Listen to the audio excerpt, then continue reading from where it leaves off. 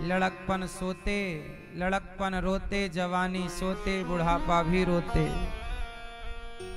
लड़कपन मूर्खता अज्ञान में गुजर गया, कुछ ज्ञान ही नहीं था लड़कपन में। जवानी में नींद ने पीछा नहीं छोड़ा, जवानी में नींद खूब आती है, खूब बढ़िया भूख लगती है जवानी में।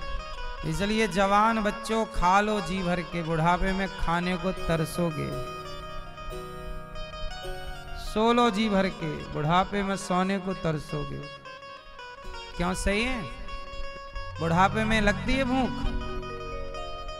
आती है ठीक से नींद। जवानी, जवानी ही जीवन है ये समझो। बुढ़ापा पर कोई जीवन नहीं है, क्योंकि बुढ़ापे में ताकत नहीं है, हिम्मत नहीं है।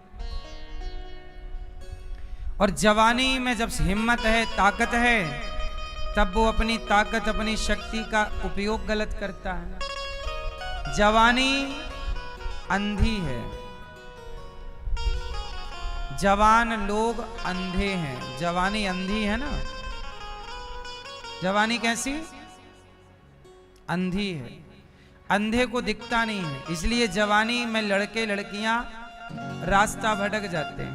क्यों? अंधापन है ना।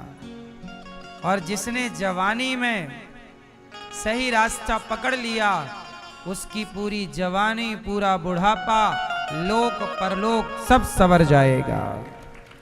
यदि जवानी में थोड़ी आंख मिल जाए तो। अच्छा, जवानी में आंख होती नहीं है, सच बताओ, जवानी आंख वाली होती है कि अंधी होती है? उत्तर दो, क्या होती है जवानी? हाँ, अब आंख लेनी हो तो बताओ, जवानी में किसकी आंख लेनी चाहिए? कौन देगा आंख? भैया, जवानी अंधी होती है कि नहीं होती है? तो बताओ जवानी में किसकी आंखें लें? हैं? किराए की? किराए की आंख ले, कहां मिलती है? क्या बोल रहे हैं भैया? हाँ, आप बता पीछे वाले भैया। बुढ़ापे मतलब गोविंद की शरण में जाए तो ठीक है। जवानी अंधी है तो आंख लेनी, भाई आंख तो चाहिए ना, वरना रास्ता तय कैसे होगा? तो आंख किसकी लें? किसकी लें? माता पिता की। ये भैया कह रहे हैं बात ठीक है, सुनो, आप सब सही कह रहे हैं।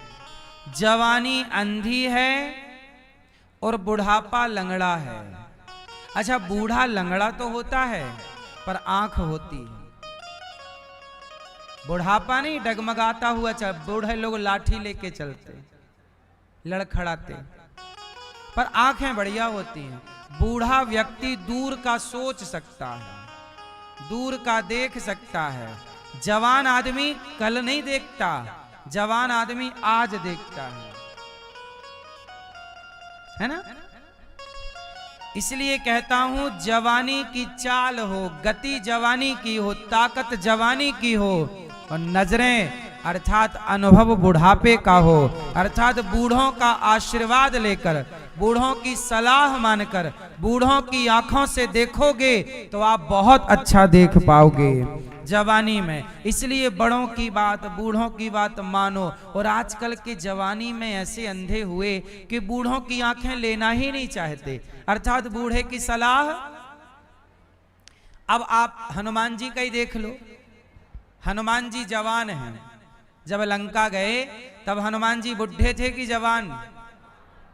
जोर से बताओ मैया। कैसे थे हनुमान जी? जवान। लेकिन हनुमान जी लंका जा ही नहीं रहे थे। बताओ, हनुमान जी को लंका जाने की प्रेरणा किसने दी? किसने? जोर से। हाँ, जामवंत जी, जो कि बूढ़े हैं, जो कि ताकत हनुमान जी की है और आंखें सलाह किसकी है? मार्ग दिखाया किसने? जवानी आपकी, ताकत आपकी, पर मार्गदर्शन बूढ़ों का होगा तो मंजिल जरूर मिलेगी। हनुमान जी को मंजिल इसलिए मिली क्योंकि मार्गदर्शन बूढ़े जामवंत का है, और जो जवान बूढ़े की बात मानकर लक्ष्य की ओर चलेगा वो जरूर कामयाब होगा। आज के जवानों की गलती क्या है? बूढ़ों को मूर्ख समझते हैं, बोले तुम्हारे पास कोई अक्ल नहीं है। बेटा, ये तुम्हारे पास जितनी अक्ल आई है ना, ये आई ही इन बूढ़ों की बदौलत है। और अब तुम कह रहे हो इनके पास अक्ल नहीं है। मैं अपना अनुभव बताता हूं। मैं अपने गांव में बचपन में, सच्चाई ये है कि मेरे दोस्त मेरी उम्र के लोग थे ही नहीं। भगवान की पता नहीं क्या प्लानिंग थी मेरे लिए। ये दास अनिरुद्ध जो है, मैं अपने उम्र के लड़कों के साथ कभी बैठता ही नहीं था। मेरी दोस्ती बराबर के लड़कों से नहीं थी। जो हमारे गांव के सबसे अच्छे लोग थे और बूढ़े लोग थे, वो लोग जहां बैठा करते मैं भी वहीं बैठा करता। वो जो बात किया करते मैं वो बात सुना करता। मैंने बचपन से ही, अरे लड़कों की संगत करता तो लड़के क्या बात करते, अपने लेवल की बात करेंगे ना भाई। 20 साल का लड़का क्या बात करेगा? 15 साल का लड़का क्या बात करेगा? आपस में बैठ के क्या बतियाएंगे? हैं? क्या देखेंगे? 18-20 साल का लड़का क्या देखेगा? सामने बैठा होगा, 4 लड़के बैठे होंगे, कोई लड़की निकल जाएगी तो यही बात करेंगे, देखो बाल कितने अच्छे, देखो उसकी टांगे कैसी है, देखो उसका हाव भाव कैसा। यही बात करेंगे और क्या बात करोगे? या यार सुनो, ये वो महंगी वाली शराब आई है, ये वाली बात करेंगे। अरे वो देखो उसने 25 लाख की गाड़ी खरीद ली, वो देखो वो गाड़ी महंगी वाली, वो सबसे महंगी ये गाड़ी होती है। अरे तू क्या जाने, उससे महंगी ये। लड़के लोग या तो गाड़ियों की बात करते हैं, या तो दारू शराब गांजा बीड़ी की बात करते हैं, या लड़कियों की बात करते हैं। उनके पास अक्ल है ही नहीं कि अपने फ्यूचर प्लान की कोई बात कर लें। अक्ल नहीं है ना, अंधे हैं। उनकी अपनी कोई अक्ल नहीं है, क्योंकि वो बात 3 करते हैं। गाड़ी की, लड़के जितने भी जवान लड़के मिलेंगे, सही बोल रहा हूं गलत बोल रहा हूं? जवानी में बातें या तो गाड़ी घोड़े की होगी, यार वो गाड़ी अच्छी है, लेने की औकात नहीं है कुछ भी, वो गाड़ी अच्छी, वो गाड़ी अच्छी, वो गाड़ी, और लेने की ताकत नहीं, साइकिल खरीदने की औकात नहीं, गाड़ियों की बात कर रहे हैं।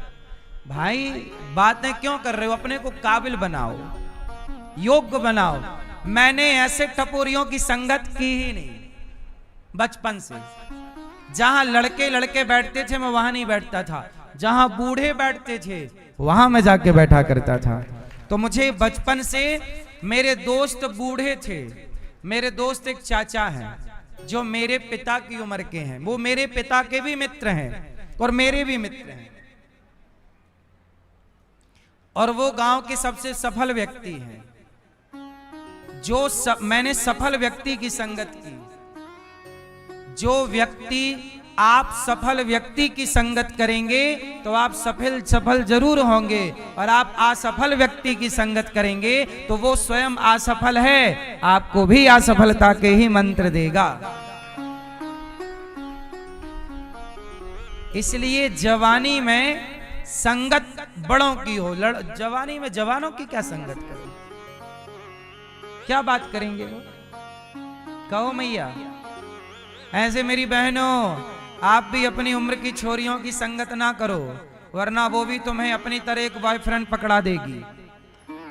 क्योंकि ये छोरियां भी यही बातें करती हैं, उसका 4 बॉयफ्रेंड, उसका 3, तेरा कितना है? इनके पास और कोई, अरे तूने ये सूट कब खरीद लिया है ना, कितने का लिया, कहां से लिया, मुझे भी दुकान बता, मैं भी उसकी खोपड़ी चाटूंगी।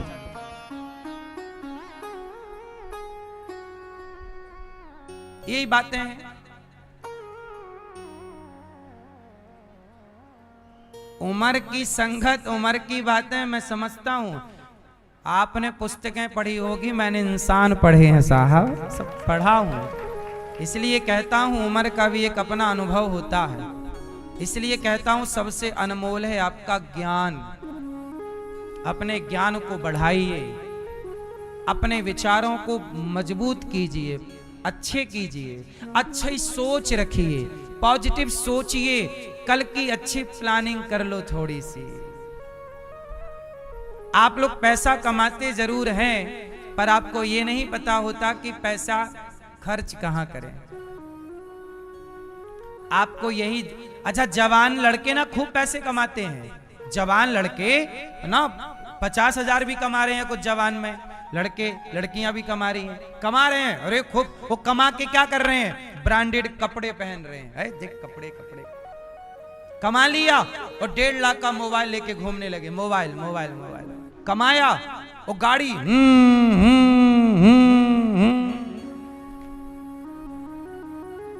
कमाया तो कपड़े मोबाइल गाड़ी, ये मैं बजाया ना। इनकी बुद्धि कितनी है। ये पैसे कमा भी लें तो ये करेंगे क्या मुझे पता है। पैसे का ये उपयोग नहीं है दोस्तों, आप असफल हो जाएंगे एक उम्र आते आते। अब आपको एक मंत्र देता हूं, कामयाब होने का मंत्र है।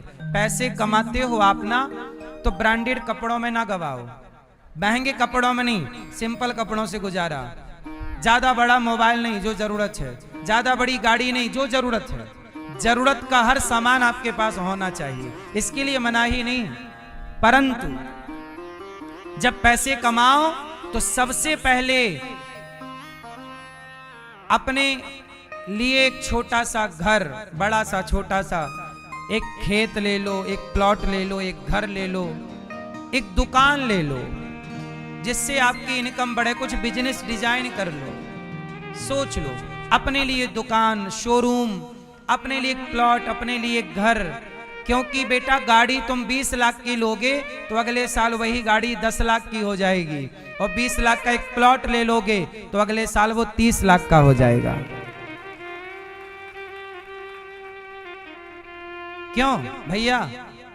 आप 20 लाख की गाड़ी खरीदोगे तो अगले साल कितने की होगी? 10 की, आधी हो जाएगी। और 20 लाख का प्लॉट खरीदोगे तो अगले साल 20 का, 25 का, और 20 का 30, और हो सकता है 40 हो जाए, अच्छी लोकेशन होगी तो। समझदार लोग समझदारी से काम करते हैं। आपके पास प्लानिंग अच्छी नहीं है, इसलिए पैसा कमाने के बाद भी आप असफल हैं, क्योंकि उस पैसे की प्लानिंग नहीं है। अर्थशास्त्र आपने पढ़ा नहीं है। अर्थशास्त्र पढ़िएगा। बड़े बड़े राजा, रजवाड़े, राजपाट हिसाब किताब से चलते थे। जिन राजाओं का हिसाब किताब सही था वो लंबा चले, और जिनका हिसाब किताब बिगड़ा वो बर्बाद हो गए। कहते ना, रिश्ता भाई भाई का रखो और हिसाब पाई पाई का रखो। जिस आदमी का हिसाब बिगड़ेगा वो बर्बाद हो जाएगा। बात समझ में आई? नहीं आई? हिसाब रखो। तो पैसे कहां खर्च करने चाहिए भैया? अपने बिजनेस को बढ़ाने में, अपने काम धाम को बढ़ाने में। साइड इनकम कोई, उसके बाद एक इनकम पे कभी निर्भर नहीं होना चाहिए। कोरोना काल आया, कितनों की नौकरियां गई। अभी युद्ध चला, कितनों की नौकरियां अभी भी चली गई और अभी खतरे पे हैं। पता नहीं आपकी नौकरी कब खतरे में आ जाए, कब आपका बॉस आपको निकाल दे, कब उसका मूड बदल जाए। इसलिए जीवन में एक इनकम पर नहीं, साइड इनकम भी आपकी होनी चाहिए, खुद का काम होना चाहिए। एक छोटी सी दुकान ले लो, किराए से दे दो, 1000, 10,000, 5,000, 20,000 जो भी है आता रहेगा। साइड का इनकम है, काम धाम बंद होगा फिर भी किराया, वो सेविंग होती चलेगी। भविष्य में कोई कैसा वक्त आया, आपको पैसों की जरूरत पड़नी ही है। और पैसे ज्यादा कमाया करो, आज के जमाने में इज्जत उन्हीं को मिलती है जिसके पास ज्यादा पैसा है, कम पैसे वाले को इज्जत नहीं है आजकल। पैसा होना चाहिए साहब। आप असफल हैं, कोई नहीं जानता आपको। आप सफल हैं तो सारी दुनिया आपसे फोटो लेना चाहेगी, आपके साथ सेल्फी लेना चाहेगी। असफल के साथ कौन सेल्फी ले रहा है? इसलिए दूसरों की निंदा चुगली करने में नहीं, अपने को बेहतर बनाने में समय खर्च कीजिए। समय है, हाथ से जा रहा है। मुट्ठी भर रेत दबा लो हाथ में, बालू मुट्ठी भर रेत दबाओ, कितने भी कस के दबाना, वो एक एक दाना गिरती जाएगी, फिसलती जाएगी। क्यों? रेत बालू गिर जाएगी कि नहीं? कितना भी संभालो वो ठहरेगी नहीं। जैसे हाथ से रेत गिर ही जाती है, ऐसे समय आपके हाथ से निकल ही जाता है। समय सदा ना रहा है, सदा ना रहेगा। जो समय है उसका सदुपयोग कर लो, क्योंकि आज समय अच्छा है, कल कैसा आएगा। इसलिए आज के समय को सार्थक कर लो। और जो समय पाकर इठला जाते हैं, बौरा जाते हैं, एटीट्यूड में डूब जाते हैं, वो रोते हैं बाद में कि काश समय था, किया क्यों नहीं अच्छा काम, काहे ब्रांडेड कपड़ों में, गाड़ी में और ये शौक में लगाते रहे। लड़कों की शौक ही पूरी नहीं होती। क्यों? सही है, लड़कों की शौक ही पूरी नहीं, कॉलर खड़ी करके घूम रहे, गुंडे मवाली टाइप के। इनको गुंडा मवाली बनना है, बताओ। हाँ। सफल व्यक्ति गंभीर। अच्छा ये बताओ, नदी बड़ी है कि समुद्र बड़ा है? बोलो जोर से। अच्छा बताओ, समुद्र की ताकत ज्यादा है कि नदी की? जोर से, किसकी ताकत ज्यादा है? हैं? समुद्र की ताकत इतनी है, वो चाहे तो पूरे संसार को डुबा सकता है। समुद्र की ताकत इतनी है कि वो चाहे तो जरा सी देर में पूरे संसार को, बोलो, डुबा सकता है। और नदी की ताकत कितनी है? नदी की ताकत बहुत नहीं है, पर उसे मौका मिले तो हर साल डुबाती है गांव को। नदी हर साल डुबाती है कि नहीं गांव को? जबकि समुद्र में कितनी ताकत है, पर समुद्र के किनारे बने हुए घर को वो नहीं डुबाता। और नदी समुद्र से, नदी अपने से दूर गांव को डुबा देती है। आपको लेना नहीं आता, ईश्वर देना चाहते हैं। इसलिए कहता हूं अपना पात्र ठीक करो। अच्छा सुनो, एक साधु जी गए एक मैया के घर। मैया भिक्षाम देही, भिक्षा दो।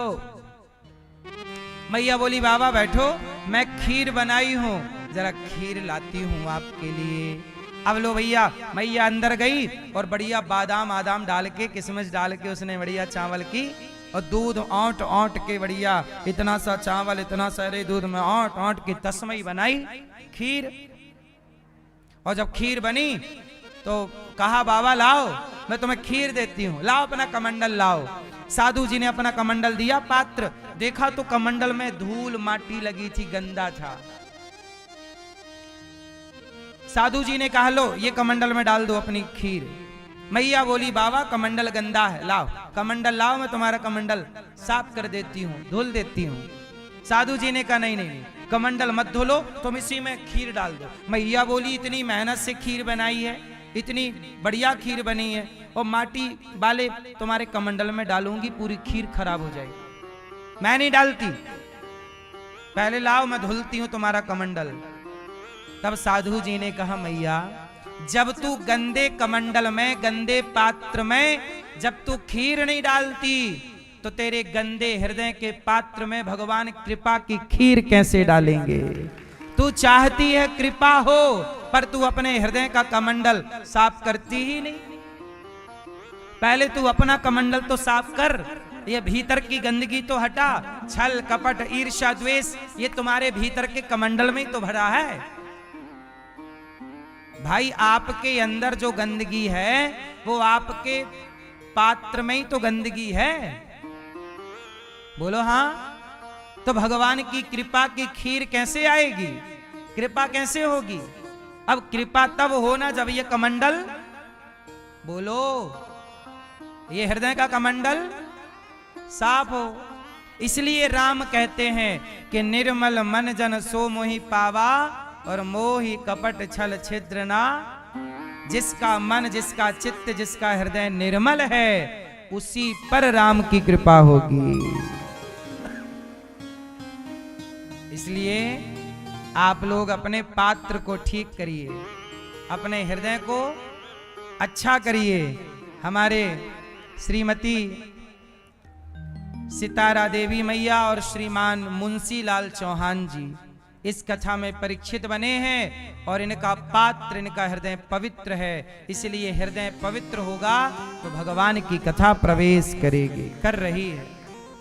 इनके पुत्र आनंद चौहान जी और मानसी चौहान जी, दामाद आपके संजय चौहान जी और पूजा चौहान जी, सुजय चौहान जी और प्रीति चौहान जी, प्रियंका चौहान जी आपकी पुत्री। स्वर्गीय देवानंद चौहान जी की स्मृति में आप नासिक महाराष्ट्र से कथा का आयोजन करा रहे हैं और अपने लोक परलोक को संवार रहे हैं। कथा सुनते रहने से आपका जो हृदय का पात्र है वह निर्मल होता है। कहते ना, मैली चादर ओढ़ के बंदे द्वारे कैसे आऊं। ये चादर मैली है, कैसे द्वार पे आऊं? बोले नित्य सत्संग करोगे तो ये हृदय का पात्र साफ होगा, चादर साफ होगी। आज सत्संग नहीं करते, इसलिए गंदगी ज्यादा जमा है, छल ज्यादा, कपट ज्यादा, ईर्ष्या ज्यादा, द्वेष, निर्मलता नहीं।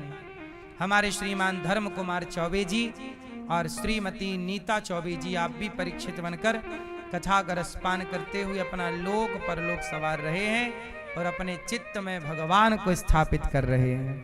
मंदिर बनाना है तो हृदय को मंदिर बनाइए, भगवान को बिठाना है तो हृदय में भगवान को बिठाइए।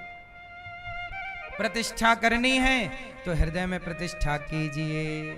आपके पुत्र धैर्य चौबे जी, शिवांगी चौबे जी और बेटा अपूर्व चौबे जी, गरिमा चौबे जी, भव्य अक्षत अद्वैत चौबे जी और समस्त चौबे परिवार कवर्धा कबीर नगर छत्तीसगढ़ से हैं।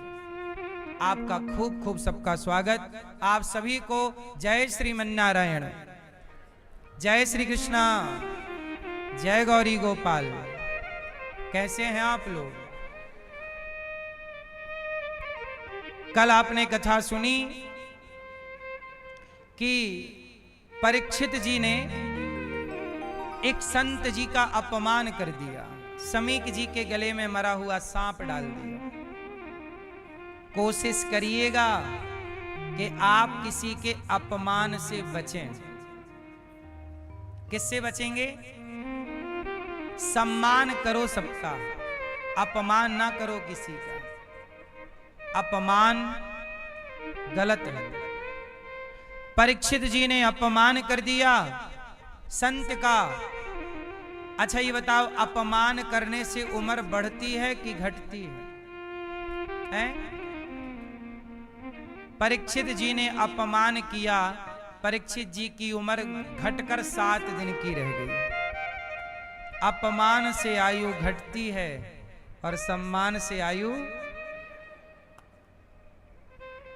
मैया, जैसे पुरुष पराई स्त्री को ना देखे, ऐसे आप भी पराये पुरुष को ना देखें। सही है? पराये पुरुष को ना देखिएगा।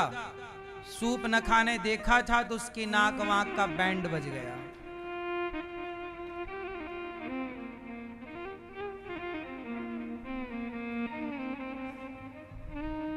नाक ही काटी लक्ष्मण जी ने, हाथ नहीं काटा। पांव काट देते तो लंगड़ी घर पर बैठी रहती। पांव नहीं काटा, पांव काटते तो लोग पूछते कि पांव कैसे कट गया, फिर बताती वहां गई तो कट गया। हाथ काटते तो बताती कि वहां गई तो कट गया। लक्ष्मण जी ने नाक इसलिए काटी कि बताना नहीं पड़ेगा, कि मैं कहाँ गई थी, लोग देखते ही समझ जाएंगे कि नाक कटाने ही गई थी। सो नाक कटा के आ गई।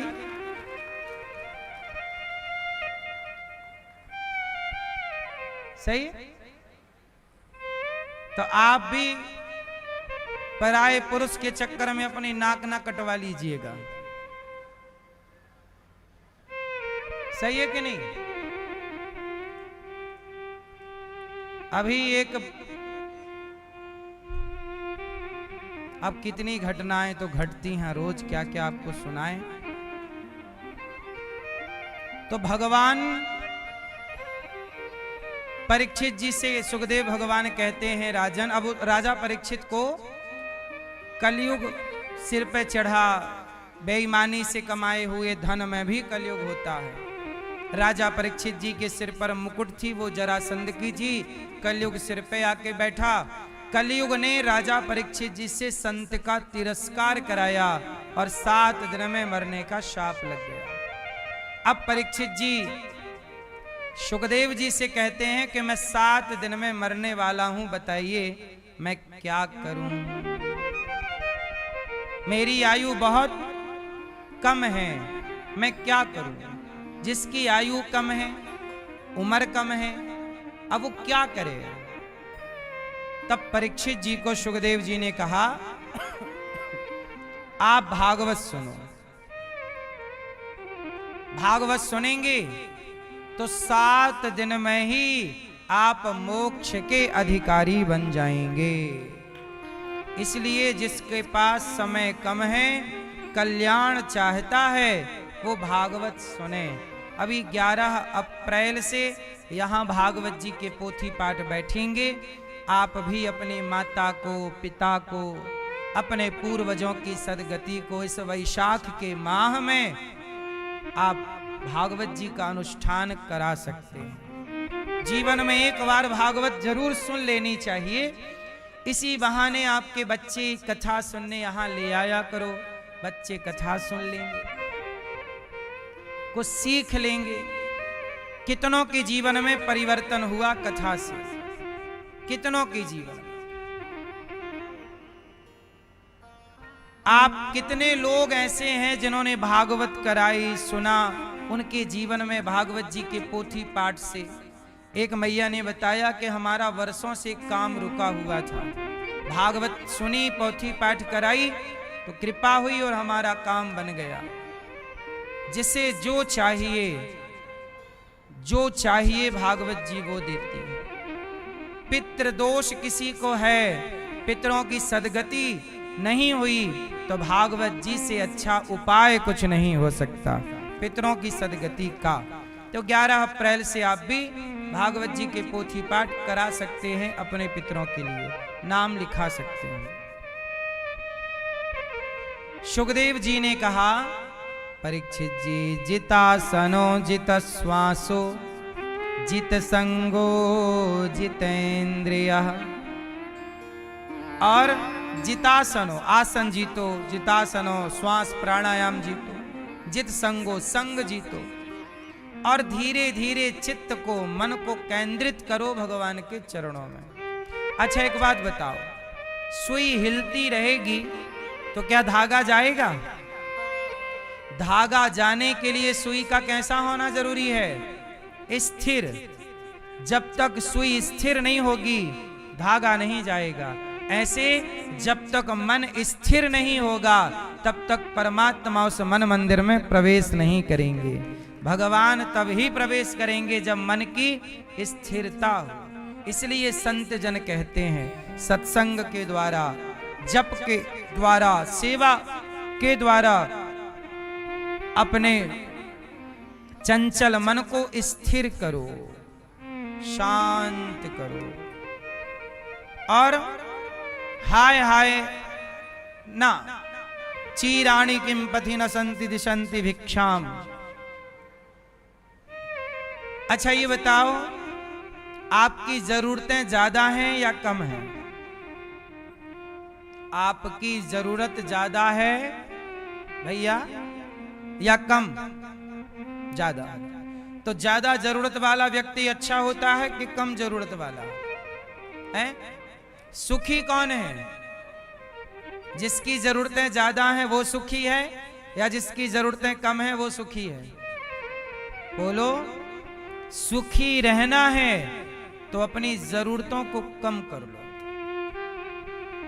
जैसे आप लोग व्यर्थ का खर्चा करते हैं। आप चाय पीते हैं? पीते हैं? कितनी बार पीते हो? 2 बार पीते हो?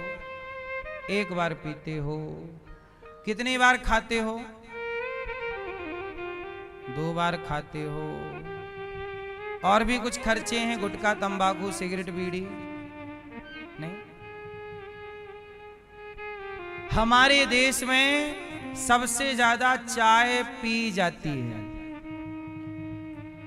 चाय पीने के फायदे क्या हैं, जरा आप मुझे बताओ।